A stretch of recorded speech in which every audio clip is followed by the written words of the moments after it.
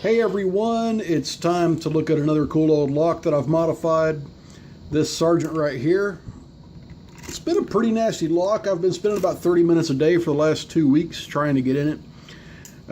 I got my third open on it just a little while ago, and I didn't have my camera running.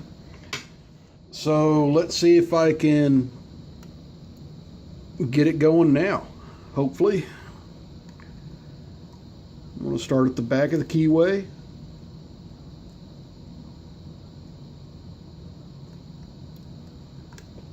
I'm just feeling my binders right now, and I did get a little click off of 2. Another click off of 2.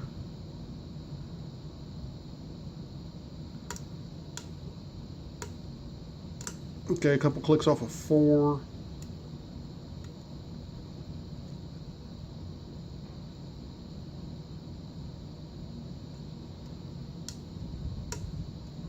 Click off of 5.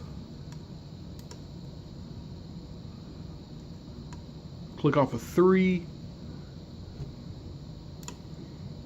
Another click off of 2.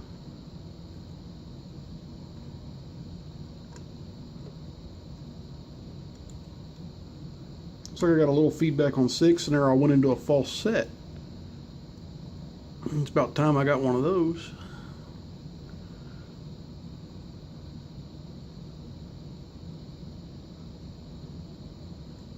Okay, nothing on 1, nothing on 2, nothing on 3, click out of 4, click out of 5, nothing on 6, nothing on 5, nothing on 4, nothing on 3, nothing on 2, oh, yeah, tiny little click off of 2. A little click off of 1.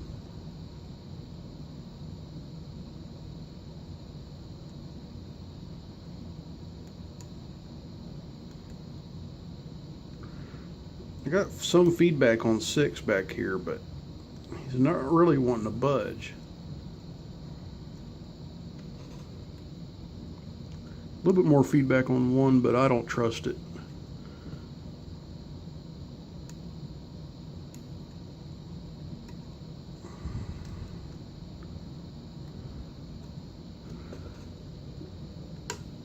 Okay, got a little click off of 2.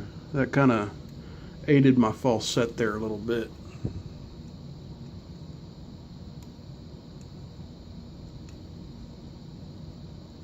A little bit off 5 maybe, nope. 4, nope. 3, nope. 2, maybe. 1.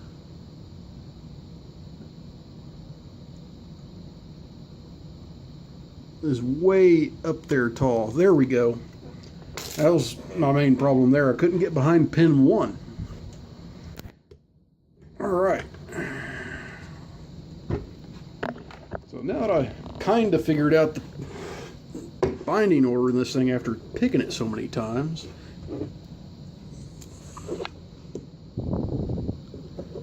it's time to gut it for you guys.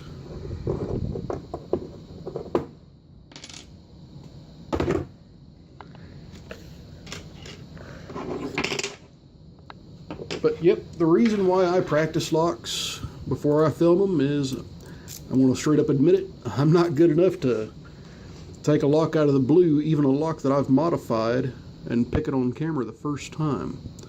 That's only happened on a few of the videos that I've made. Alright, so let's take a good close look at these pins. Okay, my key pins are all these pin and pins, and I just dropped pin 2 and pin 1 in the same hole.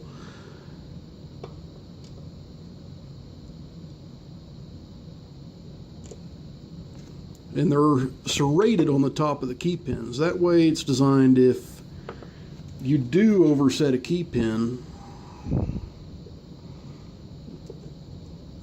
it'll get caught in the serrations here, those serrations right there on that.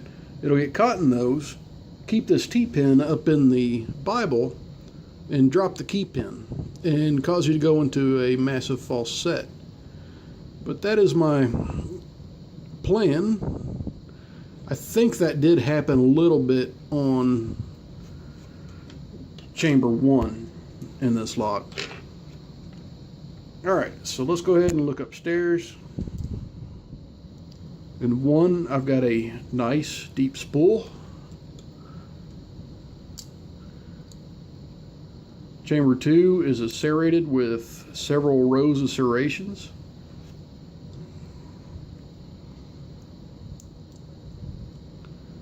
Number 3 is also another nice deep spool.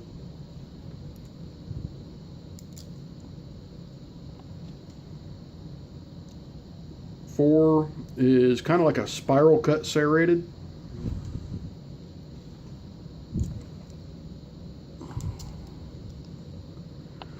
Five is a serrated spool combination with really, really sharp edges on the bottom of that spool part.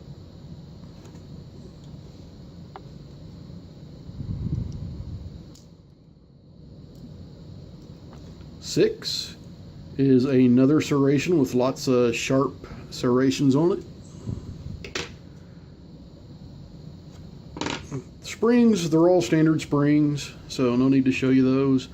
But I do have threading in chambers 6, chambers 3, and chambers 2.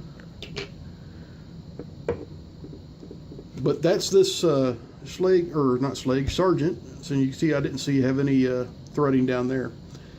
But that's my custom old vintage Sargent lock. It was a fun lock to pick. It was a fun lock to make. Guys, I need y'all to stay safe. Don't do anything illegal. Never pick any locks that you don't own or locks that you don't have permission to pick. And as always, please like and subscribe to my channel.